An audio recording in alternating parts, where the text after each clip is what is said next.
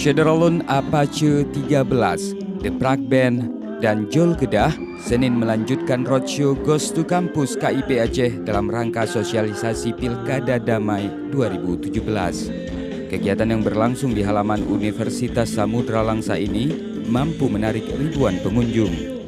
Komisioner KIP Aceh Hendra Fauzi menyebut ada pesan edukasi tentang pentingnya pemilihan dan Pilkada Damai, terutama bagi pemilih pemula.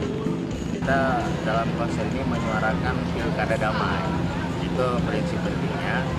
Juga kita ajak ada beberapa band muda yang kita ajak mereka, karena yang kita sentuh adalah pemilih pemula.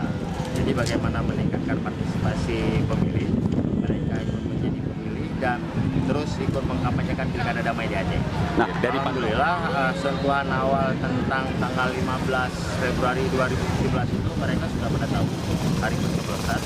Cuman kalau kita ketatkan lagi apa yang harus mereka lakukan di TPS mana mereka harus memilih, yang sudah ada KTP elektroniknya, dan jam berapa sampai jam berapa mereka harus datang dan bagaimana proses pemilihan ini.